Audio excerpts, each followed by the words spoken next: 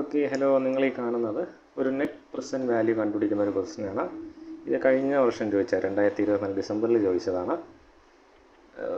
പൊതുവെ സ്ഥിരമായിട്ട് net present value ചോദിക്കാറുണ്ട്. അഥവാ വേറെ എന്തെങ്കിലും ചോദിച്ചാലും വിത്ത് നെറ്റ് പ്രസൻറ്റ് വാല്യൂ കൂടെ ചോദിക്കാറുള്ളൂ. അപ്പോൾ നിങ്ങൾ ഈ അവസാന നിമിഷം എല്ലാം പഠിക്കാൻ നിൽക്കണമെന്ന് ഞാൻ പറയത്തില്ല. മിനിമം പഠിക്കേണ്ട ഒരു സാധനമാണ്. അപ്പോൾ നമുക്ക് പ്രാക്ടിക്കൽ ചോദിക്കുന്ന ഫിനാൻഷ്യൽ മാനേജ്മെൻറ്റ് അകത്ത് പ്രാക്ടിക്കൽ ചോദിക്കുന്ന സ്ഥിരം ചോദിക്കുന്ന ഒരു സാധനമാണ് ഇപ്പം നെറ്റ് പ്രസൻറ്റ് വാല്യൂ. കൊണ്ട് ഇത് മിനിമം പഠിക്കുക എന്നുള്ളതൊരു സേഫ് സൈഡാണ്. നോക്കാം എന്താണ് ചോദ്യം. പൊതുവേ നെറ്റ് പ്രസൻറ്റ് വാല്യൂ ചോദിക്കുന്നതിൽ വെച്ച് ഏറ്റവും കോംപ്ലിക്കേറ്റഡ് ആയിട്ട് അല്ലെങ്കിൽ ഏറ്റവും ടൈം കൺസ്യൂമിംഗ് ആയിട്ട് ചോദിച്ചത് കഴിഞ്ഞ പ്രാവശ്യമാണ്. ഇതാണ് പരിപാടി. ക്വസ്റ്റ്യൻ ഇതാണ്. ഓക്കെ, നമുക്ക് നോക്കാം. ഞാൻ നേരത്തെ പറഞ്ഞ പരിപാടി ഒന്ന് ആ ഒരു കോൺസെപ്റ്റ് ഒന്ന് മനസ്സിലുണ്ടാവണം. എന്താണ് ഇൻവെസ്റ്റ്മെൻറ്റിൻ്റെ അപ്രൈസൽ എന്ന് പറയുന്നത്? ഓക്കെ, ഇൻവെസ്റ്റ്മെൻറ്റിൻ്റെ അപ്രൈസൽ കൊണ്ട് ഉദ്ദേശിക്കുന്നത് എന്തായിരുന്നു? നമ്മുടെ മുമ്പിൽ ഇപ്പോൾ ഇവിടുത്തെ ഒരു കൺസിഡറേഷൻ നോക്കാം. നമുക്കിവിടെ എന്ത് പറയുന്നുണ്ട്? ഒരു 3 പ്രോജക്റ്റ് നമ്മുടെ മുമ്പിലുണ്ട്. നമ്മുടെ കയ്യിൽ പൂത്ത കാശാണ്. നമുക്ക് ഈ 3 പ്രോജക്റ്റിൽ എന്ത് ചെയ്യാം? ഇൻവെസ്റ്റ്മെൻറ്റ് നടത്താം. അപ്പോൾ ആദ്യത്തെ വർഷം നമുക്ക് എന്ത് റിട്ടേൺ കിട്ടുമെന്ന് ചോദിച്ചാൽ ഒരു റിട്ടേണും കിട്ടുന്നില്ല. ഒരു സീറോ പറഞ്ഞിരിക്കുന്നതുകൊണ്ട് ഒരു വർഷം തികഞ്ഞിട്ടില്ല. നമ്മൾ ഈ പ്രോജക്റ്റ് കണ്ടുമുട്ടുന്ന വർഷമാണ് സീറോ കൊണ്ട് ഉദ്ദേശിക്കുന്നത്, കറണ്ട് ഇയർ. ഓക്കെ, ഈ വർഷം നമ്മുടെ കയ്യിൽ നിന്ന് എന്ത് പോകും? 1 ലക്ഷം രൂപ അങ്ങോട്ട് പോകും. അതുകൊണ്ടാണ് മൈനസ് ഇട്ടേക്കുന്നത്. ഈ 3 പ്രോജക്റ്റിൽ നമ്മൾ ഏത് പ്രോജക്റ്റിൽ കൈവച്ചാലും നമ്മുടെ കയ്യിൽ നിന്ന് എന്ത് പോകും? 1 ലക്ഷം രൂപ അങ്ങോട്ട് പോകും. ഒരു വർഷം കഴിഞ്ഞ് കഴിഞ്ഞാൽ പ്രോജക്റ്റ് 1ൽ നിന്ന് നമുക്ക് 75,000 കിട്ടും. പ്രോജക്റ്റ് 2 നിന്ന് 20,000 കിട്ടത്തുള്ളൂ. പ്രോജക്റ്റ് 3ൽ നിന്ന് 1 ലക്ഷം രൂപ കിട്ടും. 2 വർഷം കഴിഞ്ഞാൽ നമുക്ക് എന്ത് കിട്ടും? പ്രോജക്റ്റ് 1ൽ നിന്ന് പിന്നെ ഒരു 75,000 കിട്ടും. 3 വർഷം കഴിയുമ്പോൾ അവിടെ 10,000 കൂടെ കിട്ടും. പ്രോജക്റ്റ് 2 4 വർഷമുണ്ട്. രണ്ടാമത്തെ വർഷം 40,000, മൂന്നാമത്തെ വർഷം 20,000, നാലാമത്തെ വർഷം 50,000 കിട്ടുമെന്നാണ് പറയുന്നത്. മൂന്നാമത്തെ പ്രോജക്റ്റിലാണെങ്കിലോ 2 വർഷം കഴിയുമ്പോൾ, 1 വർഷം കഴിഞ്ഞപ്പോൾ 1 ലക്ഷം കിട്ടി. 2 വർഷം കഴിഞ്ഞപ്പോൾ 30,000 കിട്ടി. 3 വർഷം കഴിയുമ്പോൾ പിന്നെ ഒരു 30,000 കിട്ടി. 4 വർഷം കഴിയുമ്പോൾ ഒരു 10,000 കിട്ടി. നിങ്ങളുടെ അടുത്ത് ഇപ്പോൾ പറഞ്ഞേക്കുന്നത് എന്താണെന്ന് നോക്കിയടാ. Rank the above project at the discount rate 10% and 50% according to net present value method. What are your recommendations? നിങ്ങളൊരു കമ്പനിയിലെ ഫിനാൻഷ്യൽ മാനേജറാണെന്ന് വിചാരിക്കുക. ഈ 3 പ്രോജക്റ്റ് നിങ്ങളുടെ മുൻപിലുണ്ട്. നിങ്ങൾ നിങ്ങളുടെ ഉടമസ്ഥൻ്റെ മുമ്പിൽ, പൈസ ഇൻവെസ്റ്റ് ചെയ്യുന്ന ആളുടെ മുമ്പിൽ ഈ 3 പ്രോജക്റ്റും പ്രസൻറ്റ് ചെയ്യാൻ പോവാണ്. എന്തിൻ്റെ ഇതിൽ? റാങ്കിങ്ങിലാണ് പ്രസൻറ്റ് ചെയ്യാൻ പോകുന്നത്. നിങ്ങൾ NPV ഏറ്റവും കൂടുതൽ കിട്ടുന്ന ഏതിനാണ്, ഏറ്റവും കുറവ് കിട്ടുന്ന ഏതിനാണെന്നുള്ള അടിസ്ഥാനപ്പെടുത്തി റാങ്ക് ചെയ്ത് ഇത് 3ഉം റെപ്രസെൻറ്റ് ചെയ്യാൻ പോവാണ്. അവിടെ 2 റാങ്കിങ് ആണോന്നാണ് പറയുന്നത്. ഒന്ന്, നിങ്ങൾ 10% പലിശ എക്സ്പെക്റ്റ് ചെയ്യുന്ന ആളെന്ന നിലയ്ക്ക്. 2, ഒരു 15% പലിശ റിട്ടേൺ കേട്ടോ, 15% റിട്ടേൺ എക്സ്പെക്റ്റ് ചെയ്യുന്ന ആളെന്ന നിലയ്ക്ക്. ഈ പറഞ്ഞ 10%, 15%ത്തിന് നിങ്ങൾക്ക് ഒരു റെലവൻസും ഇല്ല. കാര്യം എന്താണ്?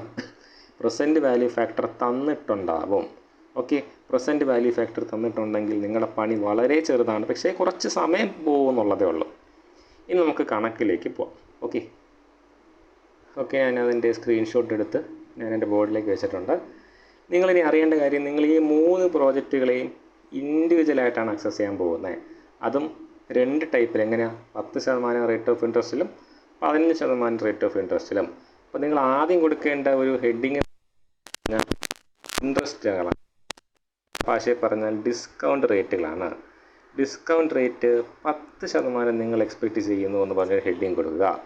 എന്നിട്ട് അടുത്ത സബ് ഹെഡിങ് കൊടുക്കുക പ്രോജക്റ്റ് 1. അപ്പോൾ നിങ്ങൾ പ്രോജക്റ്റ് 1നെ നിങ്ങൾ 10% റിട്ടേൺ എക്സ്പെക്റ്റ് ചെയ്യുന്നതെങ്കിൽ എന്ത് NPV, നെറ്റ് പ്രസൻറ്റ് വാല്യൂ അതിൻ്റെ അകത്ത് നിന്ന് കിട്ടുമെന്ന് കണ്ടെത്താൻ പോവാണ്.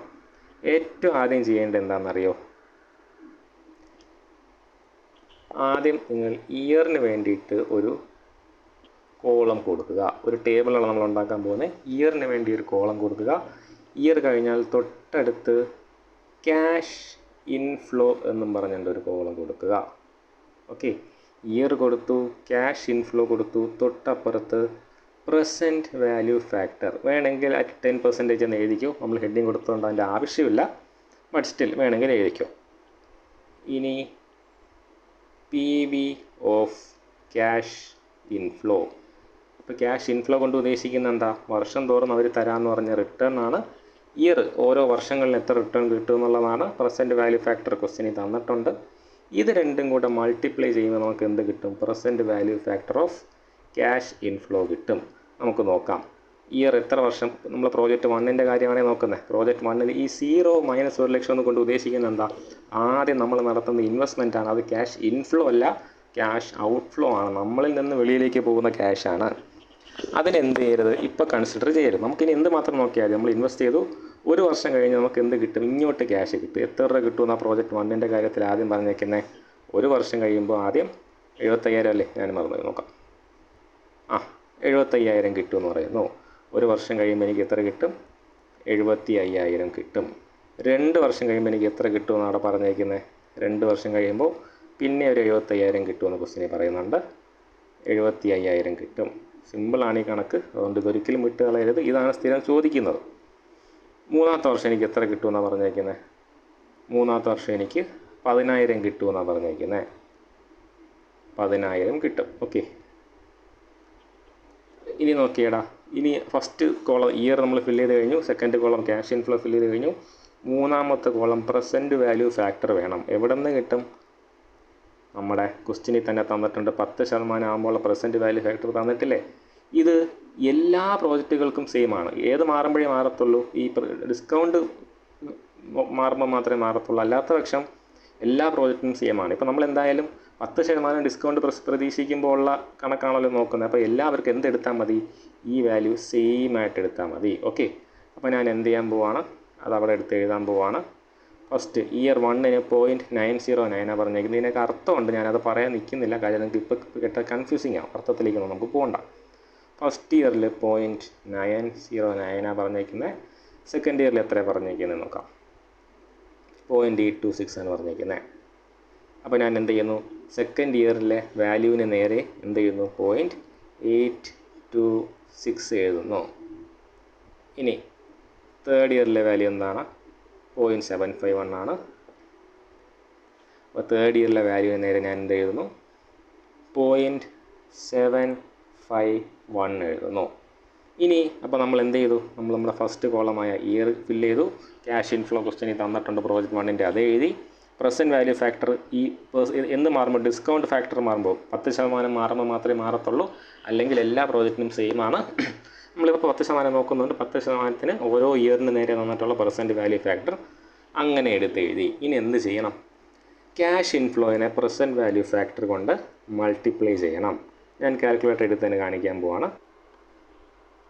ഓക്കെ, സോറി, ഞാൻ കാൽക്കുലേറ്റർ ഇതിൽ നിന്ന് ഡിലീറ്റ് ചെയ്ത് കളഞ്ഞു. കാര്യം സ്പേസ് സേവ് ചെയ്യാൻ വേണ്ടിയിട്ട് കളഞ്ഞാണ് കേട്ടോ. അത്യാവശ്യമുള്ള സാധനം എടുത്ത് കളഞ്ഞു. പോട്ടെ, നിങ്ങളുടെ കാൽക്കുലേറ്റർ നോക്കാം. 75,000 ഞാൻ എൻ്റെ കയ്യിൽ കാൽക്കുലേറ്റർ നോക്കുന്നുണ്ട്, നിങ്ങൾ കാണുന്നില്ലെന്നേ ഉള്ളൂ. 75,000 × 0.909 ചെയ്യുമ്പോൾ 68,175 കിട്ടും.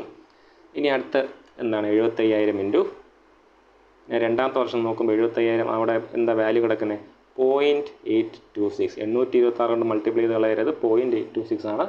ചെയ്യുമ്പോൾ 61,950 കിട്ടും.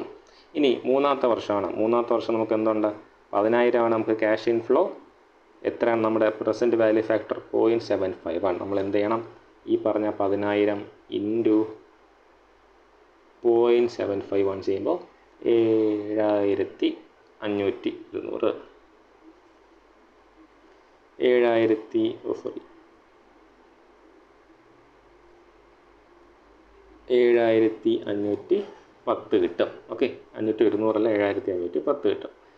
ഇതിൻ്റെ എന്തെടുക്കുക, സം എടുക്കുക. നിങ്ങൾ ശ്രദ്ധിക്കേണ്ട കാര്യം, വെറുതെ ഒരു സാധാരണക്കാരൻ്റെ കണ്ണിലൂടെ ആലോചിച്ചിരുന്നെങ്കിൽ നോക്കിയേ, നിങ്ങളിവിടെ ഇൻവെസ്റ്റ്മെൻറ്റ് നടത്തിയിൽ നിന്ന് കിട്ടുന്ന റിട്ടേൺ എത്രയാണ്, ഈ പറഞ്ഞ പോലെ 75,000 10,000 എന്നാൽ ഇവിടെ നോക്കിയടാ, നമ്മൾ അതിനെന്ത് ചെയ്യുന്നു, ഫിനാൻസിൻ്റെ കണ്ണിലൂടെ കാണുന്നു. ഫിനാൻസിൻ്റെ കണ്ണിലൂടെ കാണുമ്പോൾ, അതായത് 10% റിട്ടേൺ പ്രതീക്ഷിച്ചിരുന്ന നിങ്ങൾക്ക് ഒരു വർഷം കഴിഞ്ഞ് 75,000 കിട്ടുന്നുണ്ടെങ്കിൽ അത് 75,000 അല്ല, അത് എന്തിന് തുല്യമാണ്, 68,175 തുല്യമാണെന്നാണ് ഫിനാൻസ് പറയുന്നത്. അതിൻ്റെ കഥ ഞാൻ ഇത്ര പൂർണ്ണമായിട്ട് ഇപ്പോൾ പറയുന്നില്ല, ഭ്രാന്ത് പിടിപ്പിക്കുന്നില്ല.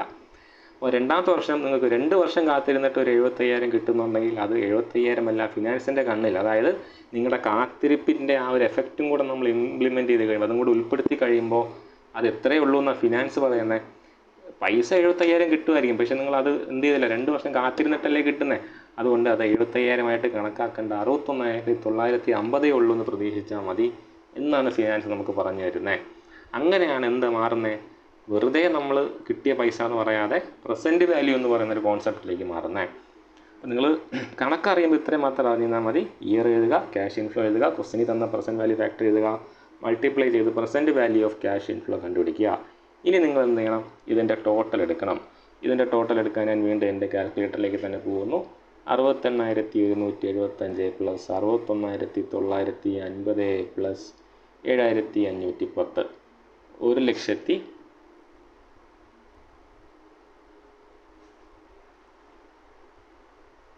പിന്നെ 1,37,635 രൂപയാണ് എനിക്ക് എന്ത് കിട്ടുന്നത്, റിട്ടേൺ കിട്ടുന്നത്. അല്ലാതെ ഒന്ന് ആലോചിച്ച് നോക്കി, 75,000 1,60,000 നമുക്ക് യഥാർത്ഥത്തിൽ കിട്ടുന്നുണ്ടെങ്കിലും നമ്മൾ പ്രതീക്ഷിക്കുന്ന ആ ഒരു റേറ്റ് ഓഫ് ഇൻട്രസ്റ്റും നമ്മൾക്ക് കാത്തിരിക്കേണ്ടി വന്ന കാലവും കൂടെ നോക്കുമ്പോൾ ഫിനാൻസ് പറയുന്നത് എന്തിന് തുല്യമെന്നാണ്? 1,37,635 തുല്യമെന്നാണ് പറയുന്നത്. അപ്പോൾ നമ്മൾ എന്ത് കണ്ടുപിടിക്കാൻ പോവാണ്? സാധാരണക്കാരൻ്റെ ഭാഷയിൽ പറഞ്ഞാൽ ആ ഇൻവെസ്റ്റ്മെൻറ്റിൻ്റെ പ്രോഫിറ്റ് കണ്ടുപിടിക്കാൻ പോവാണ്. എന്നാൽ ഫിനാൻസിൻ്റെ ഭാഷയിൽ പറയുമ്പോൾ അതിന് എന്തെന്ന് വിളിക്കും? നെറ്റ് പ്രസൻറ്റ് വാല്യൂ കണ്ടുപിടിക്കാൻ പോവാണ്. നെറ്റ് പ്രസൻറ്റ് വാല്യൂ എന്ന് പറഞ്ഞാൽ പ്രസൻറ്റ് വാല്യൂ ഓഫ് എന്താണ് നമുക്ക് കിട്ടിയ റിട്ടേൺ, അതായത് cash inflow minus present value of cash outflow. Okay, അതായത് നമ്മൾ ഇങ്ങോട്ട് കിട്ടിയ പൈസയുടെ പ്രസൻറ്റ് വാല്യൂയിൽ നിന്ന് അങ്ങോട്ട് കൊടുത്ത പൈസയുടെ പ്രസൻറ്റ് വാല്യൂ കുറയ്ക്കുക എന്നുള്ളതാണ്. ഇങ്ങോട്ട് കിട്ടിയ പൈസയുടെ പ്രസൻറ്റ് വാല്യൂവിൻ്റെ ടോട്ടലാണ് 1,37,635. നമ്മൾ അങ്ങോട്ട് എത്ര കൊടുത്തു?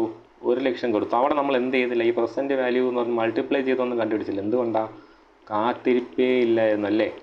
നമ്മൾ ഇൻവെസ്റ്റ് ചെയ്തു എന്ന് പറഞ്ഞതിൻ്റെ അകത്ത് വേറെ ടൈം പീരീഡൊന്നും ഇല്ലായിരുന്നു. 0 ആണ് കിടക്കുന്ന ടൈം പീരീഡ്. അവിടെ 1, 2, 3 എന്നൊക്കെ വന്നിരുന്നെങ്കിൽ ഈ പറഞ്ഞ പോലെ പിന്നെ അവിടെ ഒരു കാൽക്കുലേഷൻ വന്ന് പിന്നെയും കോംപ്ലിക്കേഷൻ ആയേനെ. അതിലേക്കൊന്നും പോയിട്ടില്ല. 1,37,635 നിന്ന് 1,00,000 കുറയ്ക്കുമ്പോൾ എത്ര കിട്ടുന്നു? 37,635 കിട്ടുന്നു. ഓക്കെ, ഇതാണ് എന്തെന്ന് പറഞ്ഞത്? ഇവിടുത്തെ പ്രസൻറ്റ് വാല്യൂ എന്ന് പറഞ്ഞത്, സോറി നെറ്റ് പ്രസൻറ്റ് വാല്യൂ, വെറും പ്രസൻറ്റ് വാല്യൂ അല്ല, നെറ്റ് പ്രസൻറ്റ് വാല്യൂ എന്ന് പറഞ്ഞത്. ഇതേ നെറ്റ് പ്രസൻറ്റ് ക്വസ്റ്റ്യനിലെ ബാക്കിയുള്ള പ്രോജക്റ്റുകൾക്കും കണ്ടുപിടിച്ചൂടെ? പ്രോജക്റ്റ് 1ൻ്റെ മാത്രമേ 10% പ്രോജക്റ്റ് 1ൻ്റെ മാത്രമേ ഞാൻ പറഞ്ഞുള്ളൂ. ഇനി എന്ത് ചെയ്യാം? ഇതേപോലെ പ്രോജക്റ്റ് 2ൻ്റെയും കണ്ടുപിടിക്കാം, പ്രോജക്റ്റ് 3ൻ്റെയും കണ്ടുപിടിക്കാം. എന്നിട്ട് ഇതേ പ്രോസസ്സ് നിങ്ങൾ ഒന്നും കൂടി റിപ്പീറ്റ് ചെയ്യും. എന്തിനാ? ഇവിടെ നിങ്ങൾ എടുത്ത പ്രസൻറ്റ് വാല്യൂ എത്ര? 0.909, 0.826, 0.751. ഏതിൻ്റെ? ഓക്കേടാ, 10% പ്രസൻറ്റ് വാല്യൂ എടുത്ത് ഇതേപോലെ 15% പ്രസൻറ്റ് വാല്യൂ എടുത്ത് ഇയർ 1നും ഇയർ 2നും ഇയർ 3നും ഒന്നും കൂടെ നിങ്ങൾ ചെയ്യണം. സോറി, ഇയർ 1 അല്ല, പ്രോജക്റ്റ് 1നും പ്രോജക്റ്റ് 2നും പ്രോജക്റ്റ് 3നും ഒന്നും കൂടെ നിങ്ങൾ ചെയ്യണം. എന്തെടുത്തിട്ട്? പ്രസൻറ്റ് വാല്യൂ ഫാക്ടറായിട്ട് ഈ ഒരു വാല്യൂ എടുത്തിട്ട്, ഈ പോയിൻ്റ് ഫസ്റ്റ് ഇയറിന് 870, സെക്കൻഡ് ഇയറിന് 0.756, തേർഡ് ഇയറിന് 0.658, അങ്ങനെ എടുത്തുകൊണ്ട് 2 തവണ ഈ പരിപാടി ചെയ്യേണ്ടി വരും. അപ്പോൾ ശ്രദ്ധിക്കേണ്ട കാര്യം എന്താണ്? ഞാനിപ്പോൾ പ്രോജക്റ്റ് 1 at 10% ചെയ്തു, 10% തന്നെ പ്രോജക്റ്റ് 2 ചെയ്യണം, 10% തന്നെ പ്രോജക്റ്റ് 3യും ചെയ്യണം. എന്നിട്ട് നിങ്ങൾക്ക് എന്ത് കിട്ടും?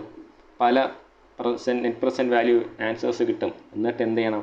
ഏറ്റവും കൂടുതൽ നെറ്റ് പ്രസൻറ്റ് വാല്യൂ ഏതിനാണ് കിട്ടിയത് അതാണ് റാങ്ക് 1 കൊടുക്കുക, തൊട്ട് താഴെയുള്ള റാങ്ക് 2 കൊടുക്കുക, അതിൻ്റെ താഴെയുള്ള റാങ്ക് 3 കൊടുക്കുക.